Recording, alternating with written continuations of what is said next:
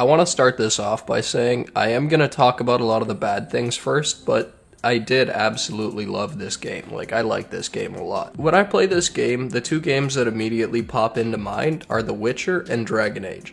And for any game, really, that's a lot to live up to. Graphically, in no way did it live up to either of those games. The graphics are pretty terrible, and the game itself is super buggy. But you find yourself forgetting all of that all too often because the game itself and the gameplay is just so good that it's easily forgivable. People really didn't like the opinion I shared on Dark and Silver Chains, which I really don't understand. When we talk about indie games, these are the type of indie games that should be held on a pedestal. Games that are actually competitive with AAA games. Games that are like, oh wow, I actually want to play that instead of Resident Evil or Tomb Raider. But enough of that, I can tell nobody agreed with my opinion there. I'm just saying, if you hate walking simulators and you don't think they're games and you think indie developers can do a lot more than that, this is for you. I also want to start this off by saying a review won't do this game justice. I feel like doing a let's play of this game. This game and Pathologic specifically, those are two games that probably should get let's plays because they're such good games. Looking back on them right now, I'm having a hard time finding really any games that are this good. When playing this game, I genuinely had to reach back to The Witcher 3, which is 5 years old at this point, and the original Dragon Age to compare it to something that was equally as good. But I think we all get that I like the game. Let's actually get into the review now.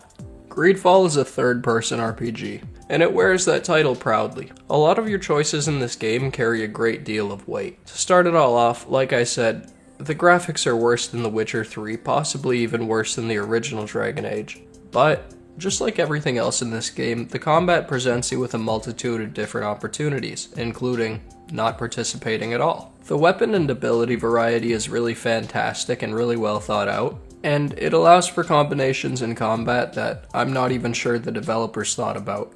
And again, it's nothing crazy and nothing revolutionary, but it's really good, to the point that you're going to get comfortable with it really quickly and be able to pull things off that you didn't think you could pull off.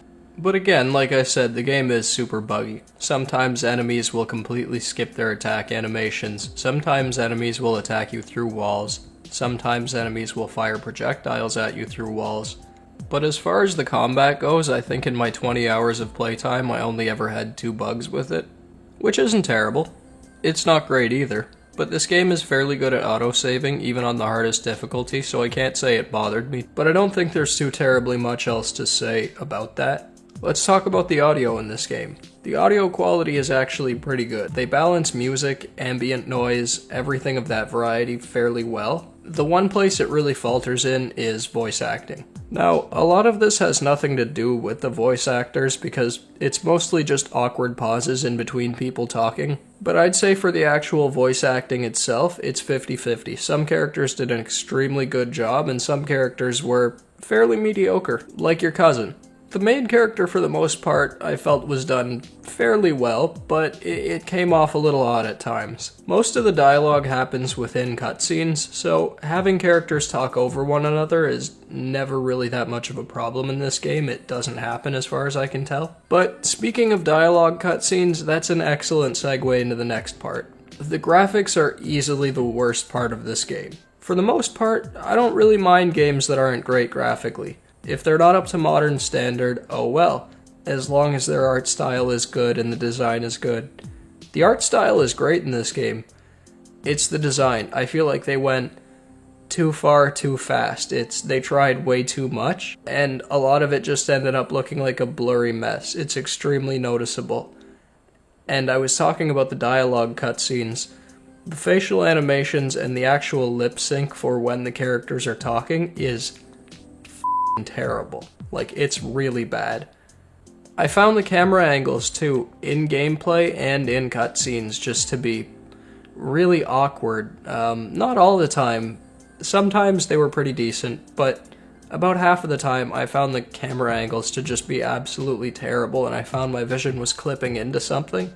And to be honest, I think if this game went with a much more simple graphical style or a simple art style, it might have been a lot better.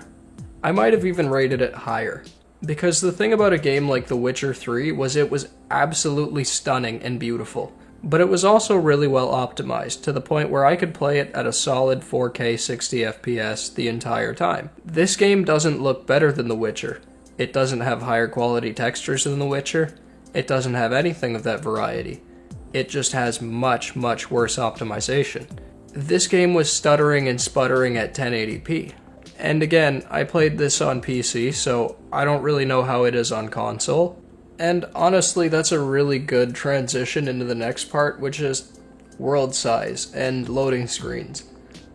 This game didn't have too terribly many loading screens. It was actually pretty good for loading screens, and a lot of it was seamless, walking in and out of towns. The only thing that really required a loading screen was going from one portion of the world to the other, or fast traveling. But the problem was, leaving the main cities was where I found the most performance issues. Going into the forests and the little side areas with less people and less things going on actually created a whole lot more performance issues for me.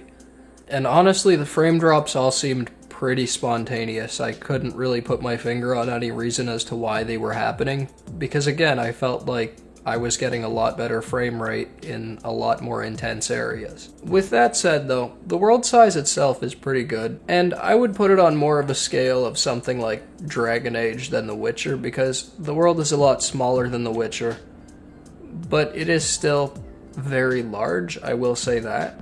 The actual environment variety within the world is actually pretty good. I'm probably about halfway through the game right now, and so far I've seen about 5 or 6 different biomes, like notably different biomes, but for the majority of the game, it will either be town or forest. Another problem I have regarding all the environments is that there seems to be a lot of invisible walls just everywhere. Like, in every single environment, there seems to be an awful lot of invisible walls, which cause you to run into things, get stuck on things, and just generally be confused about where you're supposed to go a little more than you should be. And a couple of random things here before we move on, actually. I found the controls really great in this game, whether you used a controller or a mouse and keyboard. I found both of them were set up really well. I found the level up and attribute system to be done really well, and it's got great replayability, allowing for multiple playthroughs with different ways to play. The crafting and equipment system was really good. I just found the menu and UI overall really well done. The tutorial specifically, I really like how they handled, because you winning or losing your first fight determines whether or not you have to go through the original tutorial, which I actually thought was a really cool way to deal with things. But you know, I've been talking a lot about combat, and in my opinion, that's so little of what this game actually has to offer. Like I said, it's so heavily choice-based, there's so much to do here. So let's talk a little bit about your character and what you're doing here. You play as... I'm de Sardet, the prince's nephew. Did you catch that one? You're gonna hear it a lot. And your role is to assist your cousin, the governor of New Serene. The whole game is going to be centered around choosing sides and building diplomatic relations with other territories. And while the other territories in the world are at war, disease ravages your settlements, and your main goal is to find some sort of cure. That's all I'm gonna say about it, because even that is giving away a lot. It's not necessarily depending on who you want to side with. There's tons of choice in this game, and that's the thing is, that is what really makes this game stand up beside games like The Witcher and Dragon Age. Overall, if I had to give this game a rating, it would be a 7.5 out of 10. And it's a really solid 7.5 out of 10. I highly recommend this game to anybody who's thinking of getting it.